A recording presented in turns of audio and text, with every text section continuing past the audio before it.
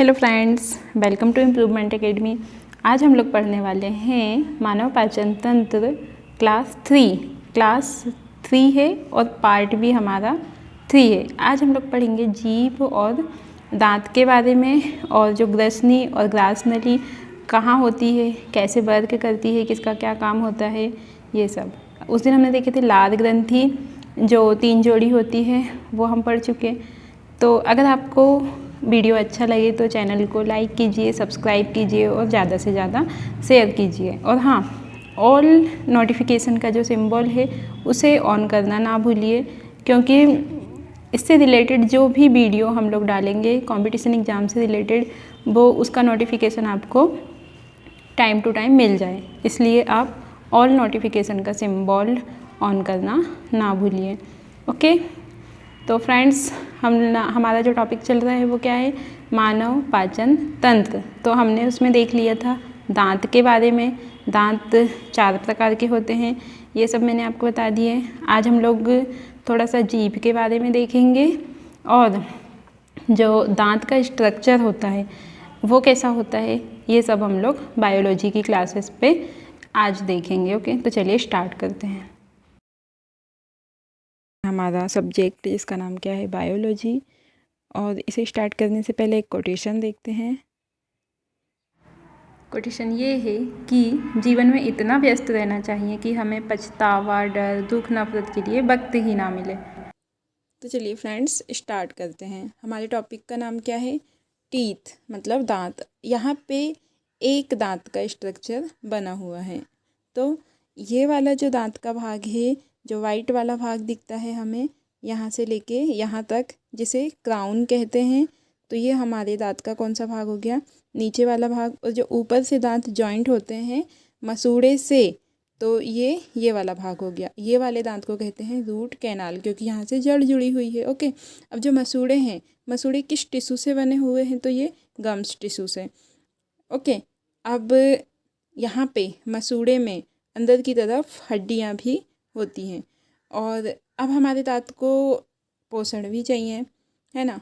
और ब्रेन जो है वो भी संकेत देता है दांत को, कि जैसे एप्पल आया हमारे हाथ में, इसे काटना है, तो ब्रेन पहले उसे ऑर्डर देगा कि एप्पल को काटो। तो ये नर्व भी दांत में लगी होती है। देखते हैं इसका स्ट्रक्चर। तो स्टार्ट करते हैं ऊपर से। सबसे पहले ये जो वाइट वाला भाग जो हमें दिखता है चमकता हुआ,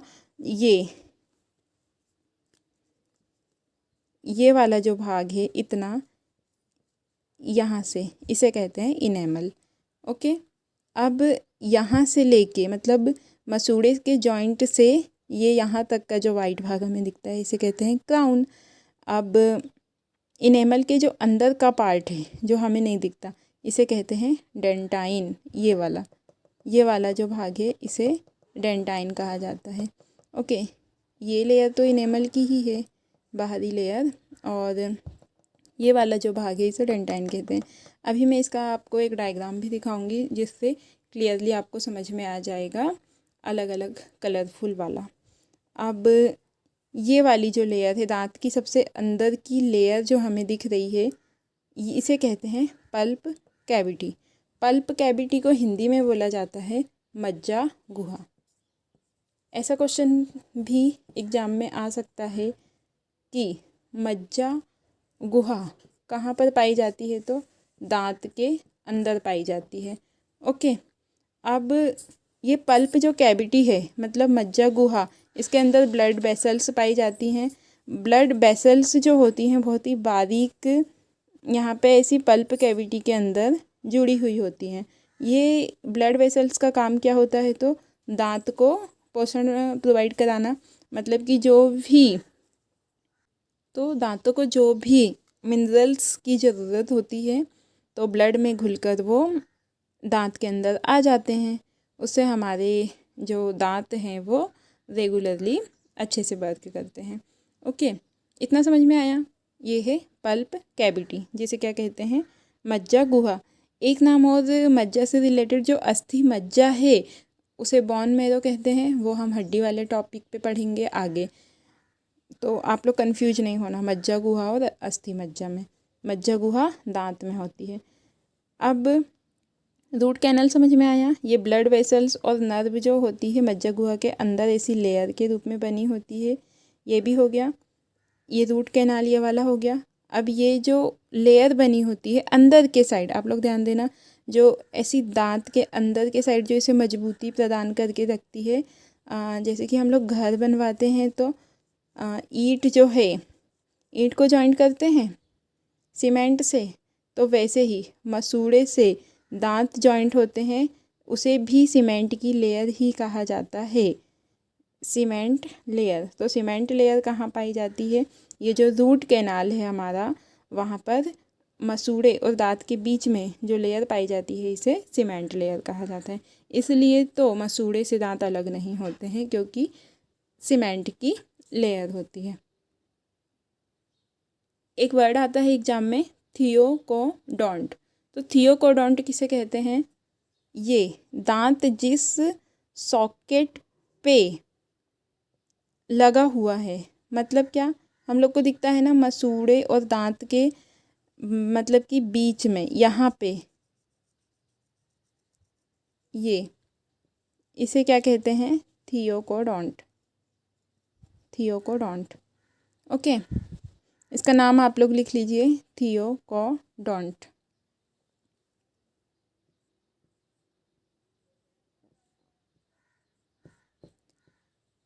एक नाम आता है ब्यूनोकोडोंट। तो ब्यूनोडोंट, तो ब्यूनोडोंट जो है वो कहाँ पे होता है? तो जो हमें दांत की चमक दिखती है एकदम वाइट, मतलब दांत के ऊपर जो वाइट लेयर होती है, उसे कहा जाता है ब्यूनोकोडोंट। लिख लीजिए आप, ब्यूनोडोंट है, ब्यूनोडोंट, दांत की चमक। आप लोगों को अगर इससे रिलेटेड कोई भी कन्फ्यूजन है तो आप लोग कमेंट बॉक्स पे लिखिए, हम उसका आंसर आपको कमेंट में ही रिटर्न करेंगे। तो फ्रेंड्स, ये रहा हमारा टीथ का टॉपिक। दांत में एक चीज़ और मैंने आपको नहीं बताया है, दंत सूत्र कैसे निकालते हैं। तो चलिए वो देख लेते हैं। हम लोग देखते हैं दंत सूत्र निकालते कैसे हैं। कल हम लोग ने पढ़ा था, ये हमारा ऊपरी जबड़ा और ये हमारा लोअर जो, जिसे क्या बोलते हैं, निचला जबड़ा। तो यहाँ पे मैंने आपको बताया था इंसीजर कितने होते हैं? इंसीजर 4, यहाँ नीचे के में 4 और ऊपर के में 4। अब ये जो इंसीजर हैं, इन्हें स्माइली टीथ भी कहा जाता है और जो रैबिट टीथ है वो भी कहा जाता है। ओके, ये हो गए हमारे इंसीजर। इंसीजर की संख्या टोटल 8 होती है। इंसीजर को हिंदी में क्या बोला जाता है? कृंतक। आप लोग यहीं के यहीं याद भी करते चलिए, कृंतक को इंग्लिश में ही इंसीजर कहते हैं, इसकी संख्या होती है 8। सेकंड है रदनक। रदनक को इंग्लिश में कैनाइन बोला जाता है और इनकी संख्या होती है 4। फिर आता है हमारा,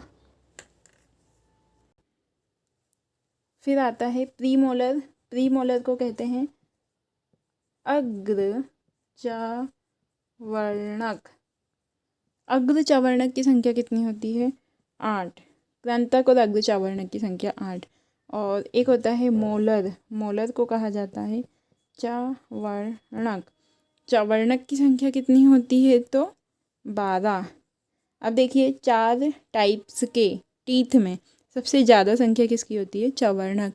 और चवर्णक को इंग्लिश में मोलर बोला जाता है। ओके, हम लोग जो सुनते हैं ना अकल की दाढ़, ये मोलर ही होता है, जो 18 की एज के बाद आते हैं। अब देखते हैं दंत सूत्र कैसे निकालते हैं। तो ये हमारी हो गई इंसीजर। इंसीजर के बाद मैंने आपको यहाँ पे बताया था कैनाइन होता है। यहाँ पे होता है हमारा क्या? प्रीमोलर, जिसे अग्र चवर्णक कहते हैं। और यहाँ पे जो 3 होते हैं लास्ट में, इसे क्या कहते हैं? मोलर। में ये जो हमारा मसूड़ा है ना, पूरा माउथ का जो दांत का स्ट्रक्चर है, इसे हम दो भागों में डिवाइड कर लेते हैं ऐसे, और दो भागों में ऐसे डिवाइड कर लेते हैं। एक भाग हमारा हो गया ये और एक भाग ये, तो इसका जो है हम लोग सिर्फ ये वाला भाग ले रहे हैं, मतलब कि 1/4 भाग। ओके, अब यहाँ पे देखिए, जब हमने इसका 1/4 भाग सिर्फ ये वाला भाग लिए, तो यहाँ पे इंसीजर की संख्या कितनी है? 2 है, कैनाइन की संख्या 1 है, अग्रचावर्णक की संख्या 2 है और चावर्णक की संख्या 3 है। एक बार और रिवीजन के लिए मैं यहाँ पे बनाकर बताती हूँ। यहाँ पे हमारे इंसीजर जुड़े हुए हैं, ये 2 इंसीजर हो गए। इस साइड पे एक कैनाइन हो जाएगा, एक कैनाइन। फिर यहाँ पे ये जो है प्रीमोलर, इसकी संख्या भी ओनली 2 दिख रही है। फिर यहाँ पे जो है छोटे छोटे 3, ये क्या है हमारे मोलर। मोलर टीथ यहाँ पे कितने दिख रहे हैं? 3। अब आप ध्यान से देखिए, 2 1 2 3, यहाँ भी 2 1 2 3, तो इसे ही कहते हैं दंत सूत्र। दंत सूत्र 2 1 2 3। और ये क्या है? इंसीजर है। इंसीजर, ये कैनाइन, ये प्रीमोलर और ये मोलर का। तो ये दंत सूत्र जो है वयस्कों का दंत सूत्र है। अब बात करते हैं बच्चों के दंत सूत्र की। तो जो बच्चे होते हैं उनमें प्रीमोलर टीथ नहीं होते हैं, इसलिए उनमें ये प्रीमोलर की जगह पे 0 आ जाता है। ये वाला, ये जो 2 दांत थे प्रीमोलर, ये बच्चों में नहीं होते, तो इसे 0 माना जाता है। तो बच्चों में जो दंत सूत्र होगा, अब देखते हैं बच्चों में दंत सूत्र। तो बच्चों में ये जो प्रीमोलर होते हैं इनकी संख्या 0 होती है, और ये जो मोलर होते हैं, मोलर में भी सिर्फ 2 ही मोलर बच्चों में होते हैं। ये जो लास्ट वाला जो है, जो अकल की दाढ़ होती है, वो नहीं होती। इसलिए बच्चों में जो दंत सूत्र बनता है वो क्या है? 2 1 0 2। ओके, ये बच्चों में हो गया, ये वयस्कों में हो गया। अब एक चीज़ और कि मनुष्यों में स्थायी दांतों की संख्या कितनी होती है और अस्थायी दांतों की संख्या कितनी होती है? तो मनुष्यों में अस्थायी दांतों की संख्या होती है 20।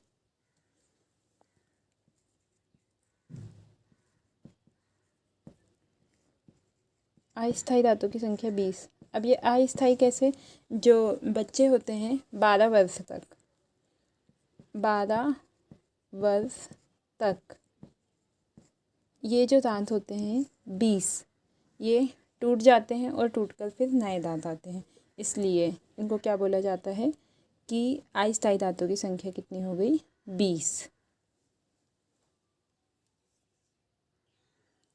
दांत में एक चीज़ और कि ये जो दांत होता है हमारा, जैसे कि ये दांत हो गया, ये सॉकेट मसूड़े से जुड़ा वाला। अब ये जो दांत है, यहाँ पे जो इनेमल है, ये मानव शरीर का सबसे कठोर भाग होता है। इनेमल जो मानव शरीर का सबसे कठोर भाग होता है। ओके, सबसे कठोर भाग। अब दांत का जो भाग है वो दंतास्थि द्वारा बना होता है। दंतास्थि, यहाँ पे अस्थि वर्ड जुड़ा है, मतलब दांत का जो अधिकांश भाग है दंतास्थि से बना हुआ है। इसे इंग्लिश में कहते हैं डेंटाइन। डेंटाइन। अब हम बात करते हैं मुख गुहा के दूसरे पार्ट की, जीभ के बारे में बात करते हैं। ओके, तो जीभ के बारे में बात करने से पहले आपको एक चीज़ पता होना चाहिए कि जीभ जो है कैसा अंग है? मांसपेशी अंग है। जीभ मांसपेशी अंग है। जीभ की जो स्वाद क्षेत्र होता है उसके बारे में देख लेते हैं। यहाँ पे जो लास्ट का भाग है, यहाँ पे जब भी हम कोई टैबलेट वगैरह खाते हैं तो कड़वा सा स्वाद आता है ना, कड़वा टेस्ट। तो यहाँ पे कौन सा टेस्ट आता है? कड़वा। क्वेश्चन ऐसे ही बनते हैं एग्जाम पे। कड़वा। अब यहाँ पे और यहाँ पे कैसा टेस्ट आता है? खट्टा।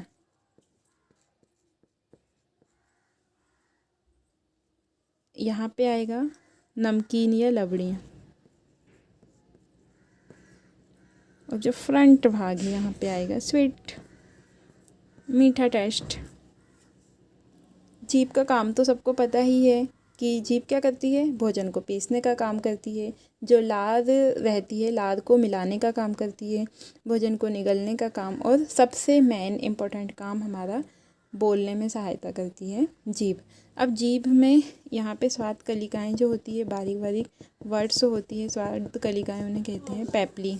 इनकी वजन की बात करेंगे कि सबसे बड़ी जीभ किस में होती है? तो ब्लू व्हेल में होती है। लेकिन अगर लंबाई की बात करेंगे तो सबसे लंबी जीभ जिराफ की होती है। ओके। ब्लू व्हेल की जीभ का वजन होता है 2.7 मीट्रिक टन का। अभी तक हमने आहार नाल का मुख गुहा मतलब बगल कैविटी का कौन से भाग के बारे में पढ़ लिए हैं? दांत और जीभ के बारे में। उससे रिलेटेड और भी जो एक्स्ट्रा क्वेश्चंस बनेंगे, तो हम जो बायोलॉजी के टेस्ट के जो क्वेश्चंस का अलग से वीडियो बनाएंगे, उस पर वो सारे क्वेश्चंस कवर हो जाएंगे। ओके। अब हम देख लेते हैं कि जो मुख गुहा में अगला पार्ट जो होता है वो क्या होता है? ग्रास नली होती है। ग्रास नली को इंग्लिश में बोला जाता है ईसोफेगस और सांस नली को ट्रेकिया। तो ये जो दोनों हैं साथ में जुड़ी हुई हैं कहाँ पे? ग्रसनी में। ग्रसनी को इंग्लिश में क्या बोलते हैं?